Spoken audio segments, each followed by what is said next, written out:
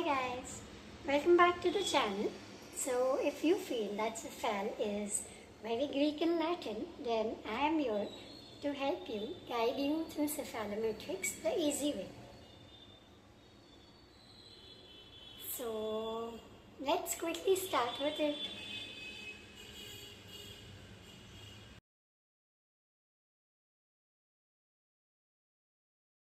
Yeah. So let's start with cephalometrics the simple way. The first question which should come to your mind is, what is cephalometrics, why and how? Three important questions. So the answer to what is, ceph is a radiograph which is an extraoral radiograph. Metric is a measurement. Why do we need cephalometrics? For evaluation, diagnosis and treatment planning. And how do we understand ceph? There are three things. First, we have landmarks or points. Next, we have planes, which are again subdivided into horizontal and vertical. And most importantly, we have analysis, which have values, which are very important. So we have three analysis: Downs, Steiners and Tweeds. In both of these, we have skeletal and dental parameters in Downs and Steiners.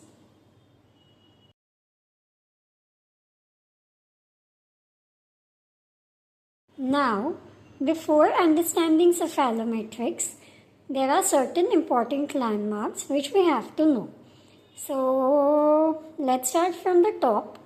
The center of our nose is nasion. Okay. Now, if we come anteriorly near the nose, we have ANS, the anterior nasal spine. Posteriorly, we have PNS, which is the posterior nasal spine. Beneath the eye or the orbital rim, we have orbitale. And we have point A and point B. Point A is the point which is known as subspinal. It is between ANS and the upper central incisor. It is like the deepest point between the central incisor and ANS. Point B is supramental, which is present besides the lower central incisor. We have 3 points on chin. Okay. The most superior point on chin is Pogonian. Most inferior point is Menton. And between Pogonian and Menton, we have Gnathion. Okay. So far we have done nasion, orbitale, PNS, ANS, point A, point B, Pogonian, Gnathion and Menton.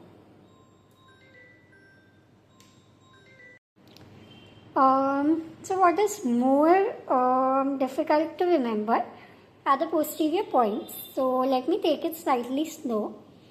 So in the pituitary fossa, we have sella turcica, and that is 1 point sella. Okay. The anterior most point of external auditory meatus is the porion. Okay. From porion to orbitale, we have the FH plane. Okay.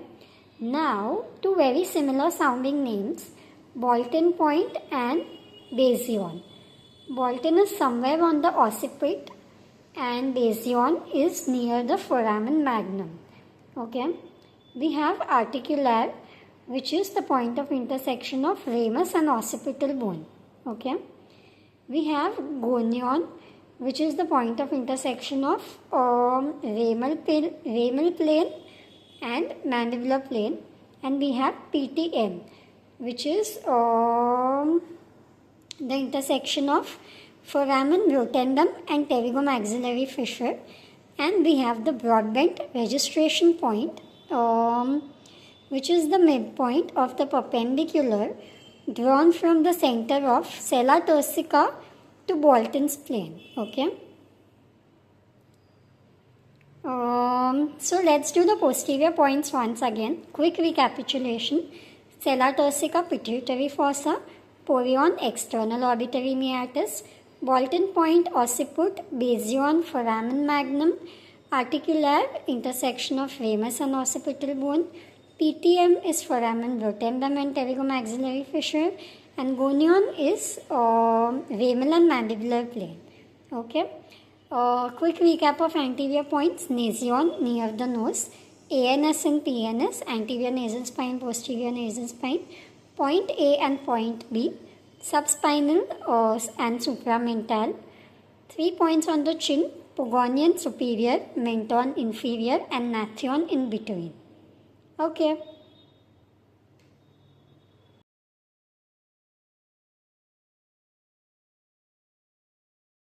So, the next systematic or logical way to understand Ceph would be to discuss the planes in cephalometric.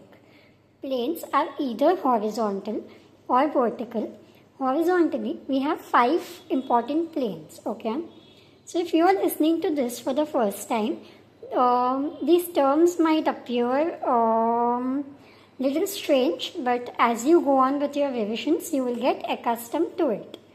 So first up, we have the SN plane, which is the sella-nasion plane, which represents the anterior cranial base and is most stable for analysis. Okay, this is used in Steno's analysis. Second, we have FH plane, which is our Orion orbitale plane, used in Downs analysis. Third, we have occlusal plane, which is the plane bisecting occlusion of molars and premolars. Next, we have the palatal plane between ANS and PNS. Then we have the mandibular plane. Now, the catch with respect to mandibular plane is that it's different in all the analysis. In Downs plane, it is GOMI. GOMI is gonion to menton. In Steno's plane, it is GOGAN. Gonion to nathion, which is GG. And in Tweeds, it is the tangent to lower border of mandible, T and T. Okay. So, moving ahead with the vertical planes in Ceph, we have 3 vertical planes. Facial plane is the NPOG plane, nason, pogonian, nason and pogonian. Facial axis is PTM and nathion. Facial plane is nasion to pogonian. And aesthetic plane is the point from nose to chin, which is the most anterior point on soft tissue.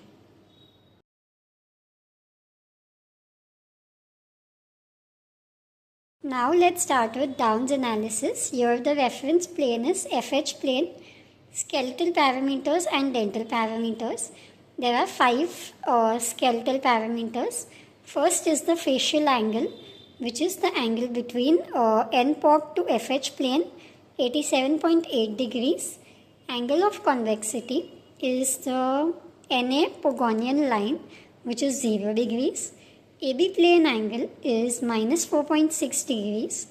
It is the point from point of intersection between A and B and NPOG line. Okay. Mandibular plane is 21.9 degrees gonion menton, and y-axis is 59.4 degrees. It is the plane between FH plane and sella nathion. Okay, now let's do a quick recap. Facial angle is how much? 87.8. Angle of convexity is how much? 0 degrees. AB plane angle is minus 4.6. Mandibular plane angle is 21.9 and y-axis is 59.4.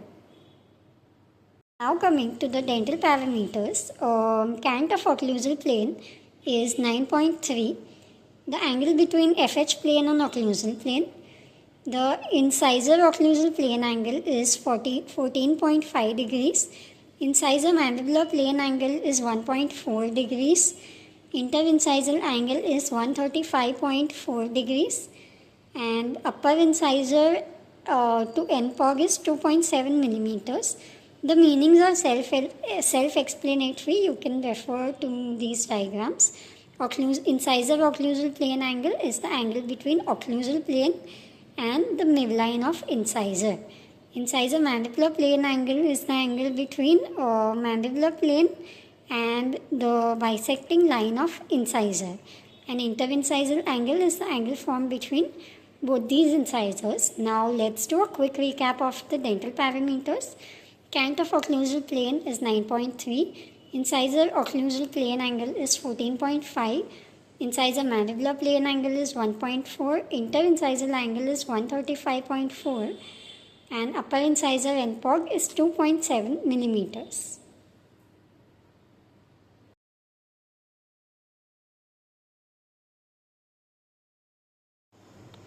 Steiner's analysis. Reference plane is SN plane. Skeletal parameters and dental parameters. So in skeletal parameters, we have 5 parameters: SNA, SNB, ANB, occlusal plane and mandibular plane. Okay. So SNA is 82 degrees Celsius. It is the angle between point A and sella-nasion plane. Okay. Now SNB angle is 80 degrees between SN plane to point B. A and B is the difference between the two, which is 2 degrees.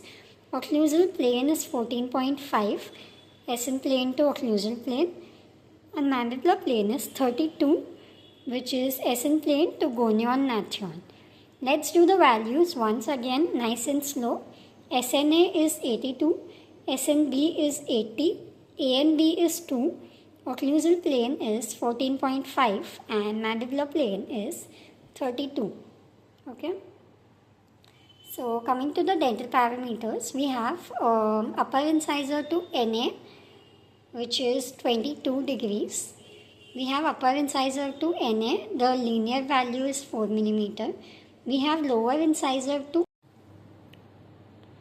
NB, angle is 25 degrees and linear measurement is 4 millimeters. Interincisal angle is 131 degrees.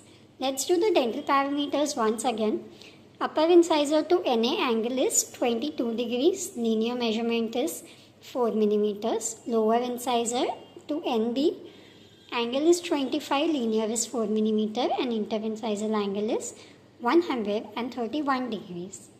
Okay.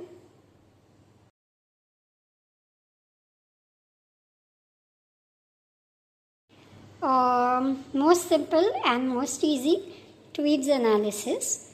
So there are 3 planes, okay. One is the FH plane from fovea to orbitalia.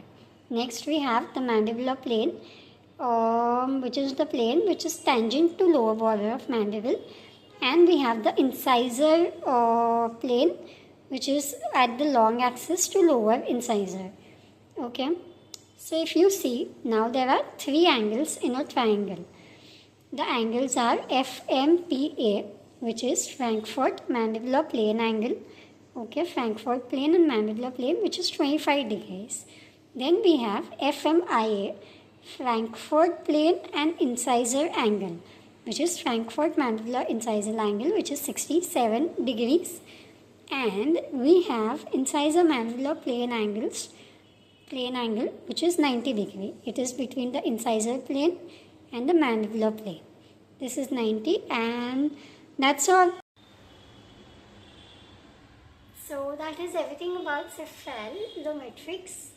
So that's everything about cephalometrics in a nutshell. If you like the video, make sure you like, share and subscribe to it, and make sure you share it with all your friends and colleagues and help them too. Bye.